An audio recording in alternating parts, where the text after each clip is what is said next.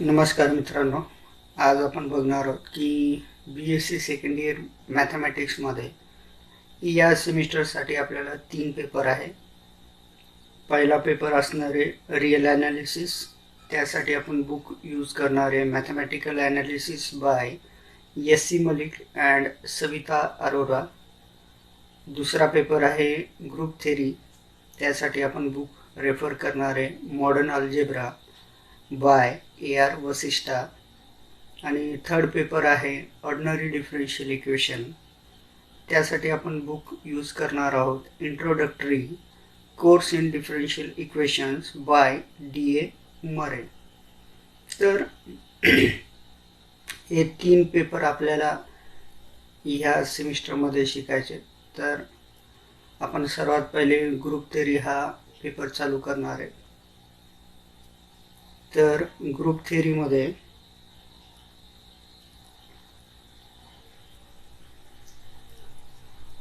4 unit आहेत आपल्याला. तर त्या 4 युनिटपैकी आपण आज पहिला युनिट स्टार्ट करणार आहे. Unit first. ओके, तर युनिट फर्स्टमध्ये आपल्याला ह्याच्यामध्ये सर्व बेसिक गोष्टी असणार की जी ऑलरेडी आपण 11वी 12वीला अभ्यासलेली आहेत. तर सगळ्यात पहिला पॉईंट जो आहे तो आहे कार्टेशियन प्रोडक्ट ऑफ 2 सेट्स. तर आपण बघूयात तो कार्टेशियन प्रोडक्ट्स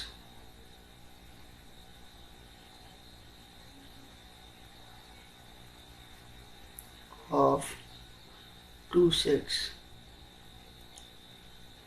तर कार्टेशियन प्रोडक्टसाठी आपल्याला 2 सेट्स लागणार आहेत.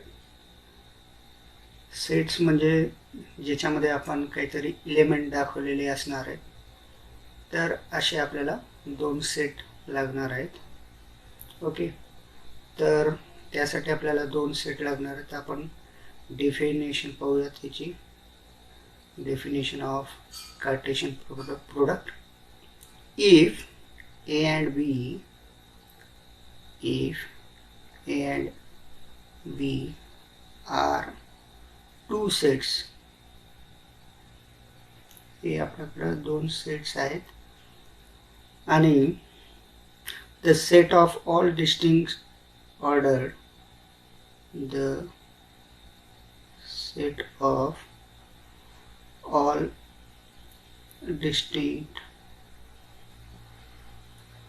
order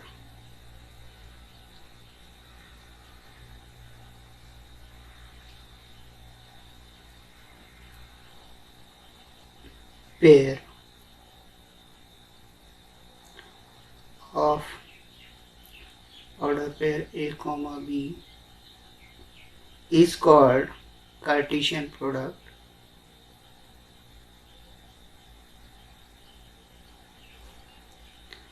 Is called Cartesian product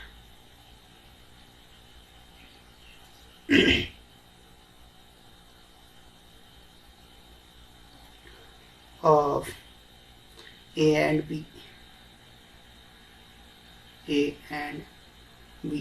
and written as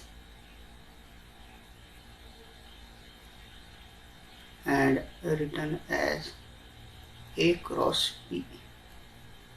म्हणजे आपल्याकडे A आणि B हे 2 सेट्स असतील आणि त्याच्या डिस्टिंक्ट ऑर्डर पेअर, म्हणजे कुठलीही ऑर्डर पेअर आपल्याला रिपीट नको व्हायला, ती फक्त एकदाच यायला पाहिजे.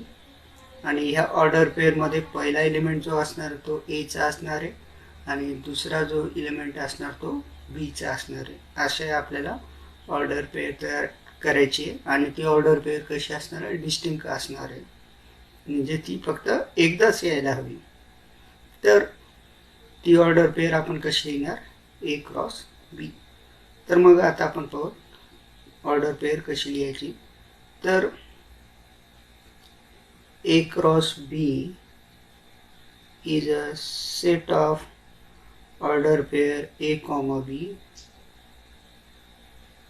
ए क्रॉस बी काय असणार आहे, is a set of order pair A comma B such that A belong to capital A, A हा कॅपिटल ए मधला असणार आहे, and small B belong to capital B, set B मधला असणार आहे. म्हणजे अशी आपल्याला ऑर्डर पेअर लिहायची आहे. जे आपण ए क्रॉस बी ऑर्डर पेअर दाखवतोय आणि त्याच्यामध्ये आपल्याला ए क्रॉस बी कसं दाखवणार कार्टेशियन प्रोडक्ट, तर आपल्याला ऑर्डर पेअर घ्यायची ए कॉमा बीची. त्याच्यामधले पहिला घटक जो असणार आहे, पहिला एलिमेंट जो असणार तो ए मधला असणार आहे. ए हा कॅपिटल सेट ए मधून आहे आणि स्मॉल बी हा कॅपिटल बी मधून आहे. फॉर एक्झाम्पल आता आपण पाहू. फॉर एक्झाम्पल आता आपल्याला चेक करायचं आहे, let is set of A comma B comma C. A हा 3 एलिमेंट आहे आणि B is again set having value P comma Q. तर आपल्याला काय करायचं आता, ए क्रॉस बी काढायचं आहे. तर ए क्रॉस बी कसा काढणार, तर पहिला ऑर्डर पेअर एचा आणि मग नंतर बीचा. मग पहिले आपण घेऊ ए आणि पी. तर ए हा ए मधून, पी हा बी मधून, हे झालं पहिलं ऑर्डर पेअर. पुन्हा नेक्स्ट ऑर्डर पेअर ए आणि क्यू, हे झालं एचे. आता एची दुसऱ्या बी सोबत कुठली पेअर होऊ शकत नाही, त्याच्यामुळे ए हा संपलेला आहे. नेक्स्ट आहे P comma P. Then after this next is B comma Q. B संपलेला आहे आणि लास्ट आहे सी, सी कॉमा पी आणि त्याच्यानंतर आहे सी कॉमा क्यू. हे झाले ऑर्डर पेअर कशाचे, ए क्रॉस बीचे. सिमिलरली बी क्रॉस ए जर आपल्याला काढायचं असेल तर ह्याचे पण ऑर्डर पेअर आपण लिहू. राहील पी कॉमा ए हा झाला पहिला. सेकंड आहे P comma B. Third P comma C. Okay. Then next, oh sorry,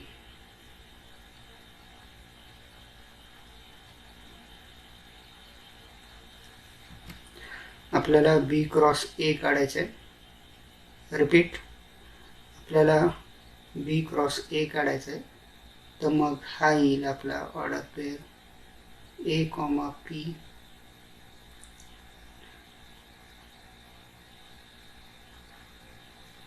okay, no problem.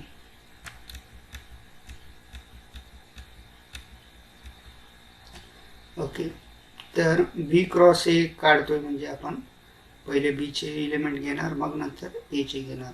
Similarly Q by A, then Q by B and finally Q by C. म्हणजे ह्याच्यावरून आपल्याला लक्षात येते की A cross B is not equal to B cross A. ठीक आहे. कारण की दोन्ही जे ऑर्डर पेअर आहेत, हा ए पी आहे, हा पी ए आहे, त्याच्यामुळे हे दोन्ही सेम राहणार नाहीत. मग आता ह्याच्यामध्ये आपल्याला पाहायचं की एलिमेंट्स आपल्याला किती राहू शकतात. समजा आपण जेव्हा ए क्रॉस बी किंवा कुठल्याही जेव्हा कार्टेशियन प्रोडक्ट काढणार आहोत तर त्याच्यामधले एलिमेंट किती असणार आहे. If A has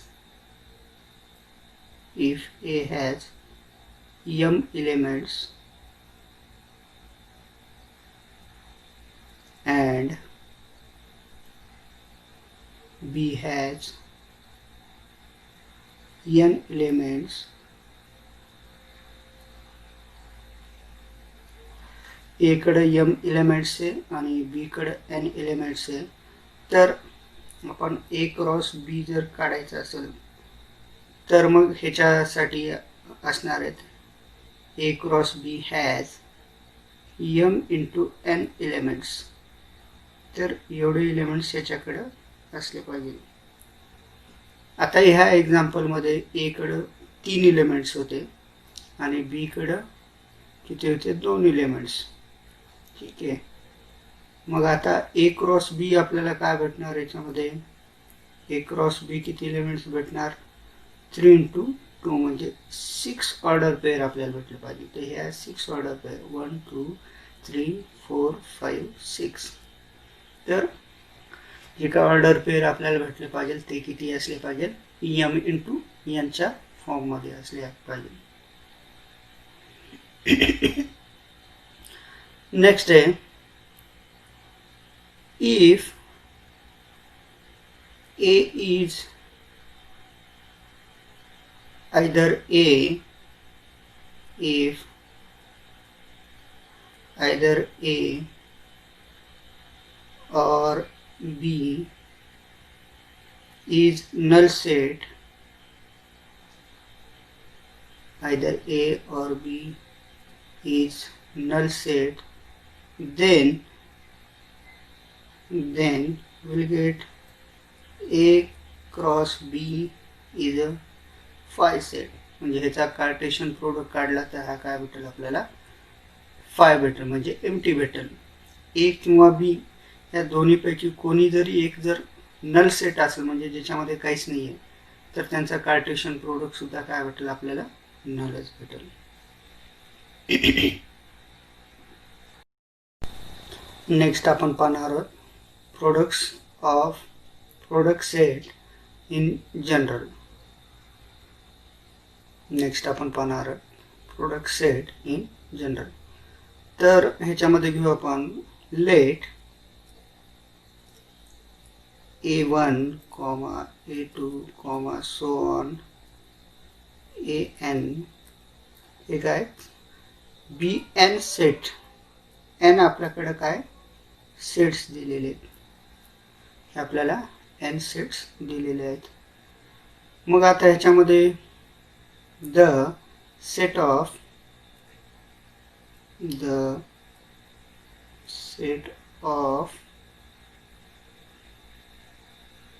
ordered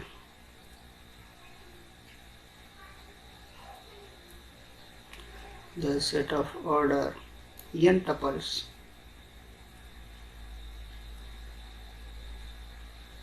the set of order n tuples. n tuple म्हणजे त्या सेटमध्ये आपल्याला n एलिमेंट असले पाहिजे, म्हणजे हा काय झाला n टपल. 3 जर एलिमेंट असतील तर तो झाला 3 टपल, 2 एलिमेंट असतील तर 2 टपल.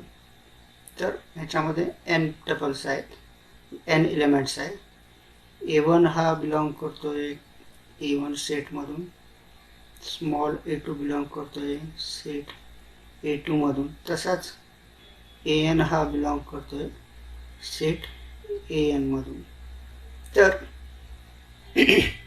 याची जी काही कार्टेशियन प्रोडक्ट आहे ती अशी दाखवली जाते, A1 cross A2 cross so on cross AN.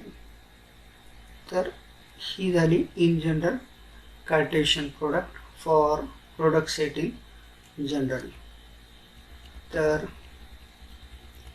आपल्याला कार्टेशियन प्रोडक्ट म्हणजे नेमकं काय, समजा ए क्रॉस बी दिलेले असेल तर ह्याच्यामध्ये ए क्रॉस बी काय असणार आहे, ऑर्डर पेअर असणार आहे ए क्रॉस बी ची, सच दॅट ए हा ए मधून असणार आहे आणि स्मॉल बी हा जो काही असणार तो कुठून असणार आहे, सेट बी मधून असणार आहे. तर ह्या दोघांचं जे काय ऑर्डर पेअर तयार होईल त्याला आपल्याला म्हणायचं आहे Cartesian product of A cross B. तर ए क्रॉस बीचे आपल्याला प्रोडक्ट लिहायचे. ए क्रॉस बी आणि बी क्रॉस ए हे सारखे नसतात. ओके, तर एक्झाम्पल पाहू आपण. if A and B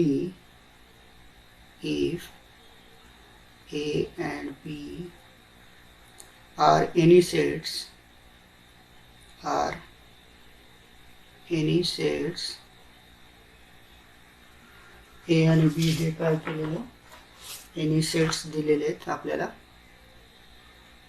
then prove that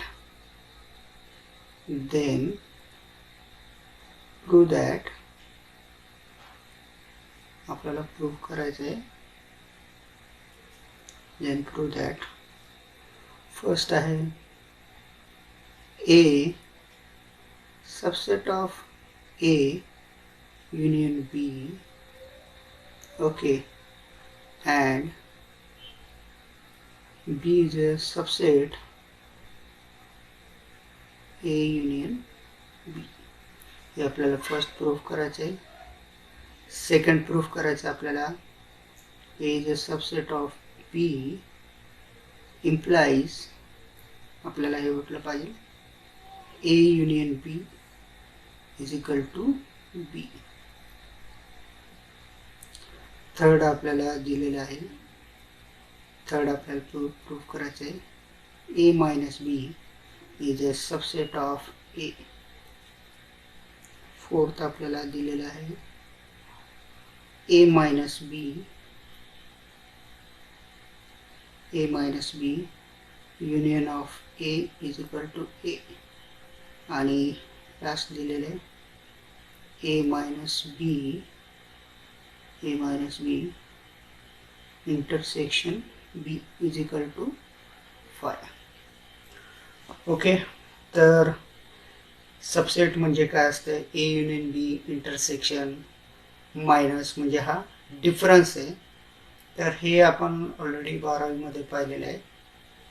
ठीक आहे, युनियन म्हणजे आपल्याला सगळं गोळा करायचं. युनियन म्हणजे काय, ए आणि बी मधले पॉईंट सगळे एकत्र येणार. आणि इंटरसेक्शन म्हणजे काय, इंटरसेक्शन म्हणजे काय, जे कॉमन एलिमेंट असतील, कॉमन एलिमेंट एकत्र करायचे तेव्हा आपण इंटरसेक्शन वापरणार. तर पहिलं आपण प्रूफ पाहणार आहोत.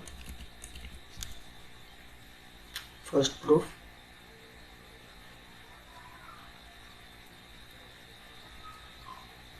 तर पहिलं प्रूफ आपल्याला पाहिजे ए हा काय सबसेट आहे कशाचा, ए युनियन बी. ओके, मग नंतर आपण बी युनियन सी कडे जाऊ आपण. तर आपल्याला काय करायचं आहे, आपल्याला प्रूफ करायचं आहे ए हा सबसेट आहे ए युनियन बीचा. मग आता आपण कन्सिडर करू let X be any arbitrary element of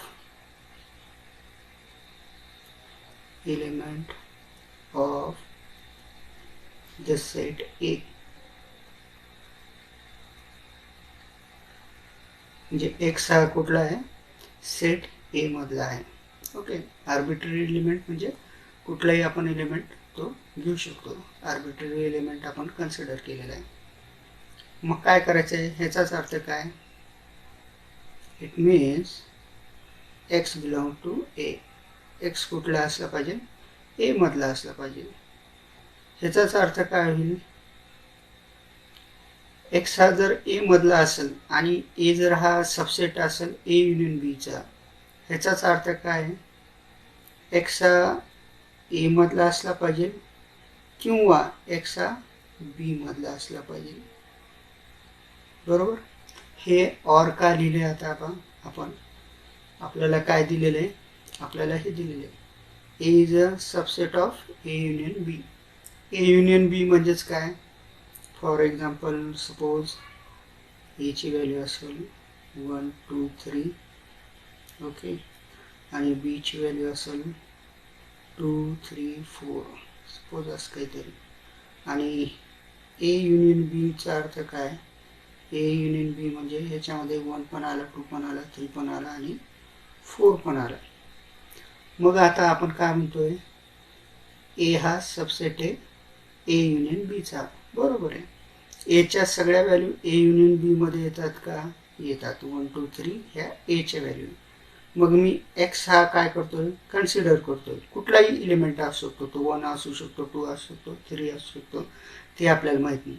जर एक्स हा ए मधला इलेमेंट असेल, ह्याचाच अर्थ काय, एक्स हा ए युनियन बी मधला पण असेल, म्हणजेच ए किंवा बी मधला असू शकतो. युनियनचा अर्थ काय, ऑर. तर त्याच्यासाठीच आपण काय केलेलं, एक्स बिलॉंग टू ए और एक्स बिलॉंग टू बी. ए हा काय असू शकतो, जर एक्स हा ए मधला असू शकतो, तर हे पण पॉसिबिलिटी की ए जर हा सबसेट असेल ए युनियन बीचा, तर एक्स हा ए मधलाही असू शकतो किंवा एक्स हा बी मधलाही असू शकतो. याचाच अर्थ काय, जेव्हा आपण ऑर लावतो याचाच अर्थ आहे एक्स हा ए युनियन बी मधला आहे. ओके, जर एक्स हा ए युनियन बी मधला असेल तर ह्याचाच अर्थ काय, ए हा सबसेट आहे, ए हा सबसेट आहे ए युनियन बीचा. ओके, अशाच प्रकारे आपण बी हा सबसेट आहे ए युनियन बीचा हे सुद्धा आपण प्रूफ करू शकतो. Similarly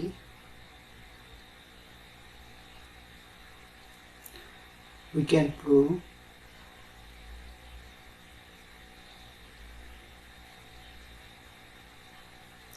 B is a subset of A union B. आता हे जर एक्झाम्पल वरचं दिलेलं आहे त्याच्यावरून आपल्याला कळते ए आणि बीचा युनियन हा काय होणार, दोघांचे सगळे एलिमेंट, म्हणजे ए हा सबसेट आहे ए युनियन बीचा, कारण की एच्या सगळ्या व्हॅल्यू ए युनियन बी मध्ये येतात. तशाच बीच्या व्हॅल्यू सुद्धा ए युनियन बी मध्ये येतात का, येतात. तर कोणत्या कोणत्या व्हॅल्यू, 2, 3, 4 ह्या सगळ्या काय बीच्या व्हॅल्यू. त्याच्यामुळं बी हा सुद्धा काय असणार आहे, सबसेटच असणार आहे ए युनियन बीचा. तर सेम अशाच प्रकारे आपण काय करू शकतो, हे प्रूव्ह करू शकतो. ह्याच्यासाठी आपण फॉर एक्झाम्पल असं घेऊ शकतो, Y is a subset of, Y belong to B. म्हणजे वाय हा आपण काय घेतला, एक आर्बिट्ररी एलिमेंट घेतला, आणि मग बी चा जर एलिमेंट असेल तर हा कोणाचा एलिमेंट असू शकतो, ए युनियन बी चा पण असू शकतो. म्हणजे वाय बिलॉंग टू ए और वाय बिलॉंग टू बी. मग अशा प्रकारे आपण दाखवू शकतो B is a subset of A union B. Okay, then next आपल्याला प्रूफ करायचे सेकंड दिलेला आहे. सेकंड आपल्याला प्रूफ करायचं आहे ए हा सबसेट आहे बीचा. ओके, हे आपल्याला दिलेले ए हा सबसेट आहे बीचा.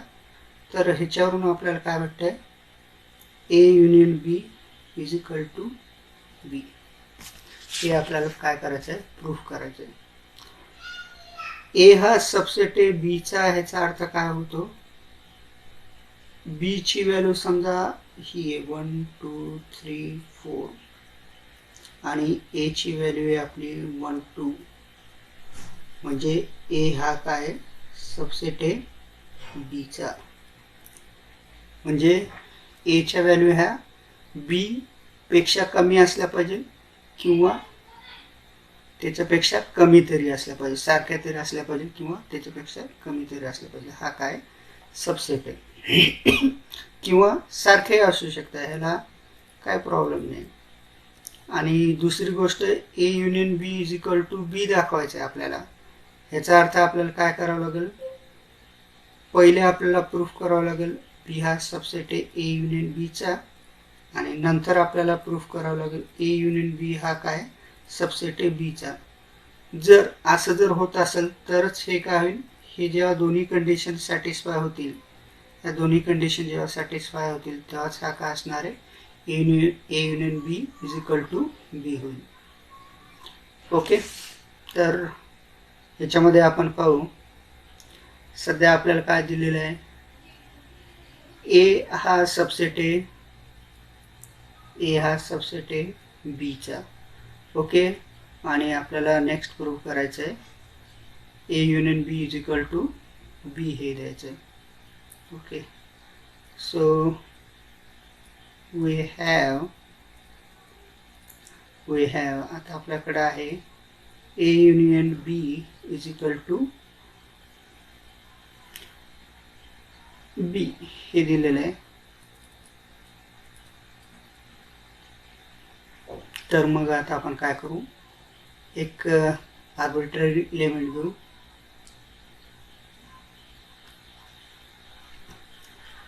Late consider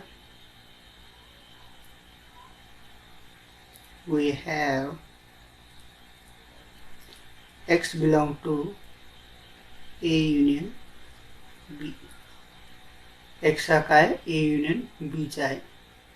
This implies x belong to A or x belong to